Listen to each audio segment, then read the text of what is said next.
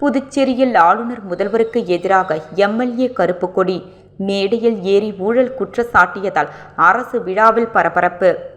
புதுவை அரசின் போக்குவரத்து துறை சார்பில் பேருந்து பணிமனை, மேம்படுத்தப்பட்ட பேருந்து நிலையம் திறப்பு விழா, மின் பஸ்கள், மின் ரிக்ஷா இயக்கம், ஆட்டோ சவாரி செயலி தொடக்க விழா இன்று மறைமலை அடிகள் சாலையில் தாவரவியல் பூங்கா எதிரில் நடந்தது.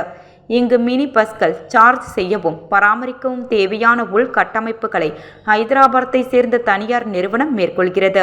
இதன் மூலம் லாபத்தில் இயக்கிய அரசு போக்குவரத்து கழகத்தை ஒழித்துவிட்டு முழுமையாக தனியார் மயமாக்கும் நோக்கில் அரசு செயல்படுகிறது என அத்தொகுதியின் சுயேட்சை எம்எல்ஏ நேரு தலைமையில் பொதுநல அமைப்புகள் எதிர்ப்பு தெரிவித்திருந்தனர். எம்எல்ஏ நேரு தலைமையில் இன்று மறைமலை அடிகள் சாலை, கண்டக்டர் தோட்டம், அண்ணா சாலை ஆகிய பகுதிகளில் நின்று கொண்டிருந்தனர். விழாவிற்கு முதல்வர் ரங்கசாமி, பேரவைத் தலைவர் செல்வம், எம்பி செல்வகணபதி மற்றும் அதிகாரிகள் வந்தனர். அவர்கள் துணைநிலை ஆளுநர் கைலாசநாதனை வரவேற்க மறைமலை அடிகள் சாலை தாவரவியல் பூங்கா எதிரே காத்திருந்தனர். அப்போது ஆளுநரின் கார் வெங்கடசுப்ப ரெட்டியார் சதுக்கத்தை சுற்றி வந்தது. அப்போது ஆங்காங்கே நின்றிருந்த பொதுநல அமைப்புகள் நேரு எம்எல்ஏ தலைமையில் கருப்பு கொடியுடன் விழா நடைபெற்ற பணிமனை முன்பு திடீரென குவிந்தனர்.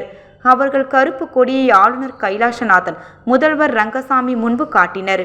இதனால் போலீசார் அங்கு வந்து ஆளுநர், முதல்வரை பாதுகாப்பாக உள்ளே அழைத்து சென்றனர்.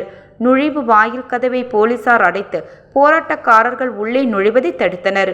இதனால் போராட்டக்காரர்களுக்கும் போலீசாருக்கும் இடையே தள்ளுமுள்ளு ஏற்பட்டது. இதில் நேரு எம்எல்ஏ மகன் ரஞ்சித் குமார் சட்டை கிழிந்தது. உதவியாளர் செங்குட்டுவன் கீழே விழுந்ததால் காயமடைந்தார்.